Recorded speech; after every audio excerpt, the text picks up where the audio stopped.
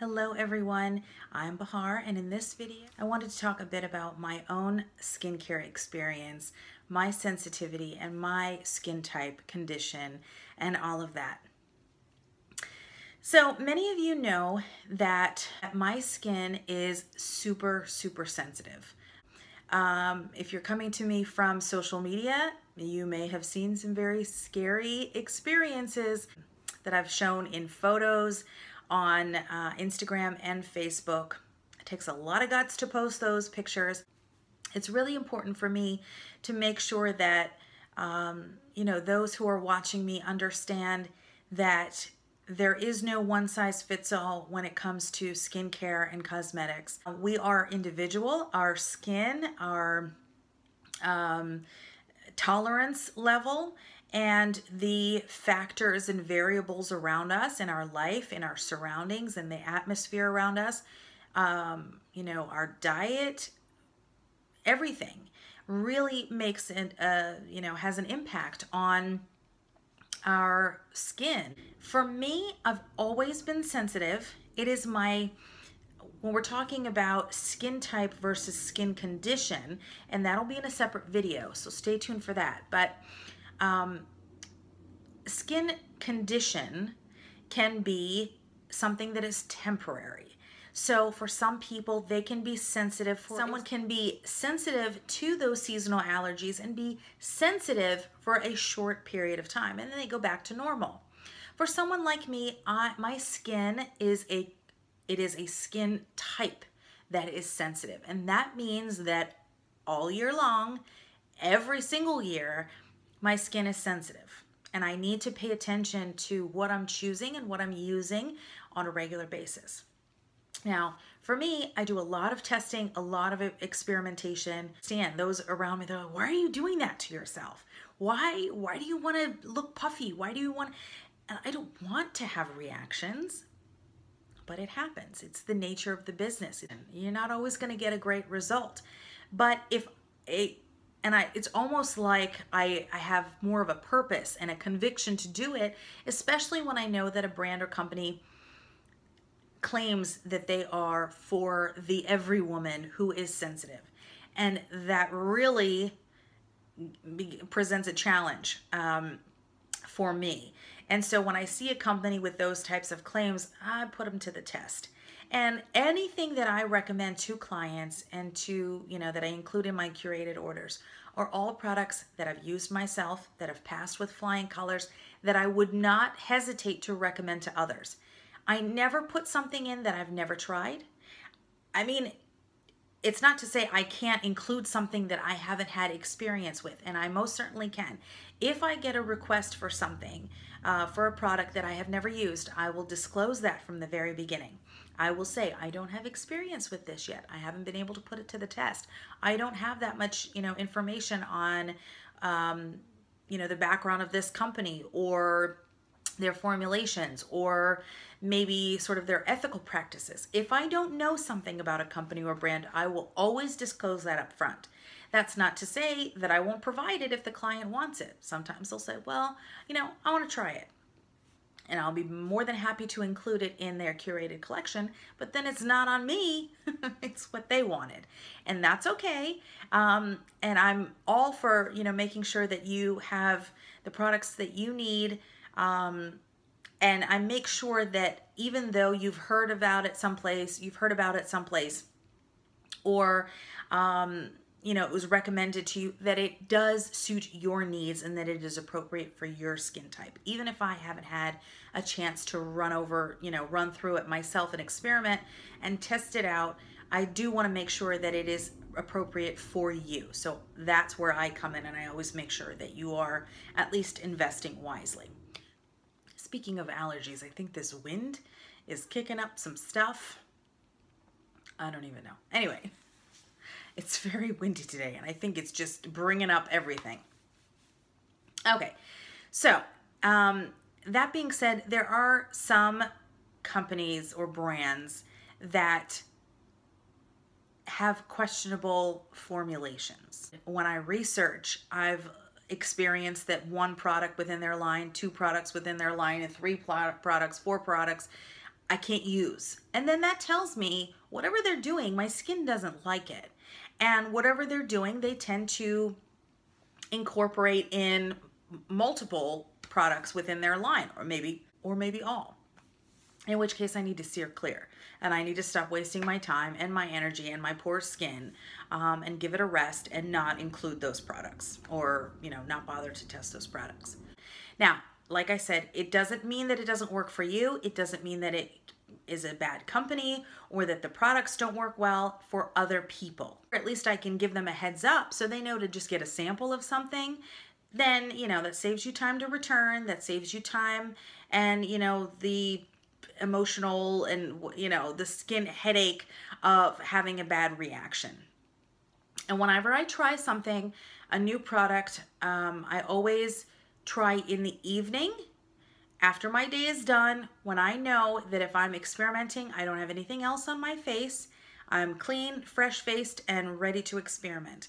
I don't have any other product on at the same time. I want to see how that particular product sample performs by itself. I want to see how it applies. I want to see, you know, I want to be able to notice the scent, fragrance. I want to see consistency. I want to know how it applies. What is the immediate reaction? And usually if I have a bad reaction, it is within seconds to maybe the first, I would say 30 to 60 seconds, I can see something. Sometimes it takes a little bit longer. Sometimes I think the most, if I was going to see a reaction, it would happen in less than 3 minutes. And that's the longest it usually takes, a couple minutes. Most often it is rather immediate. As soon as I'm done blending it into my skin, I can tell the difference. Now, that being said, most of the time, my skin sensitivity and my, you know, reactions to products are generally skincare. I cannot remember a time where I've had a reaction to a cheek product or you know, foundations as well, because it's, to me, foundation is more skincare than makeup in the way that it performs and the way that it's sitting closest to your skin right after moisturizer or primer. I've had some reactions to powders being itchy or irritating. I've had problems with glittery shadows, eyeshadows, making, or it doesn't even have to be glittery. It just can be in the formula. It can be a matte or a satin finish as well. My eyelids will get itchy, irritated, red, and or severely swollen from the eyeshadow. I've also had reactions to lip products, like a gloss that wasn't intended to be a lip plumping, bee stung effect, but on me, the formulation caused that same reaction, and not in a pleasant way. But for the most part, my reactions tend to be skincare related. So moisturizers, eye creams, a serum, or an exfoliating product. At this point, I think it's more of a 70-30%. 70% meaning it will give me a reaction, 30% meaning it won't. That's how frequent and bad it is, really. That being said, we have to be our own, you know, advocate. We have to be wise. We have to do our own research and experiment. And there's nothing wrong with experimenting. I mean, worst comes to worst, you wash it off. And hopefully you catch it right away. And sometimes I've left a product on a little too long, a few seconds too long, and I've had some serious reactions. Now, for me, most of my reactions involve redness, heat or tingling, welting, hive type welts, and swelling. In the most extreme cases, my eyes have swelled up so bad. There was one product, and it's Sephora brand. Now I'm going to start name dropping. Sephora brand eye base, which was like a cream shadow base, and it had glitter in there. I've never had the most significant reaction on my lids specifically. I've used eye creams that were pretty bad to the point where under my eye swelled up where I looked punched in my eye. But this reaction with the eye cream, the eye shadow cream, was so bad. My eyelid up here especially was so swollen. One was more swollen than the other, that for more than 24 hours, and it usually doesn't take longer than one night, and by morning usually it's much better, you know, where I can just apply makeup and I don't feel so self-conscious. This reaction took more than 24 hours. My eyelids were so swollen that my lid looked ready to burst. They were so swollen that they were hanging above my lashes to the point where I could not open my eyes. It was so bad and so uncomfortable, and no pain really, but just so swollen that I could not open my eyes. And I basically just wanted to sleep. That's how bad the reaction was. I cannot use their serums. Their concealer is very serum-like, and it's excellent. It's a great formula in terms of application, color, coverage, and that sort of thing. Unfortunately, I could not use it. It created some welts and some puffiness on me. However, if you don't have sensitivity, it is great to try it. If you can get a sample, I would do so. They'll tell you, they'll look at you funny, and they'll say, I can't give you a sample of concealer. Yes, they can. They have a little plastic cup. They take the wand out, and they swipe some into the cup. It doesn't have to be a lot. Concealer a little goes a long way, but it'll be enough for you to try on both eyes for at least one day. And if you're gonna have a reaction, you're gonna have an immediate reaction. Another reaction that I had, which was really bad, the worst on my face, was due to a exfoliating gel product. There's a fine line with some exfoliating products in that some are meant to tingle, are meant to eat away at the dead skin. So you have to be a little bit realistic. And so I knew that I was going to experience some reaction. However, I just went a little too far. And I let it sit on my skin for maybe 30 seconds or a minute too long. The reaction was very bad. Freddy Krueger bad.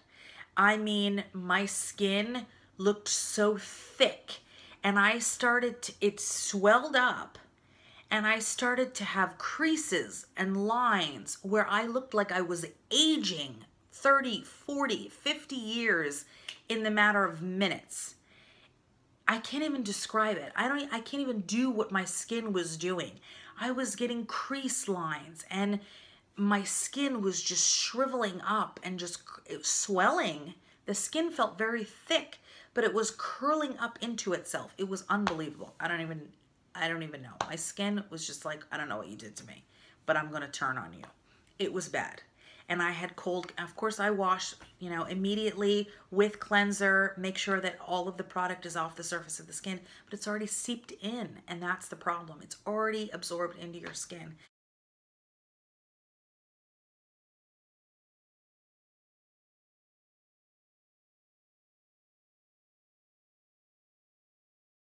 It drives me crazy when companies think they are the be-all, end-all answer to everyone's prayers. That's not true. We are all individuals.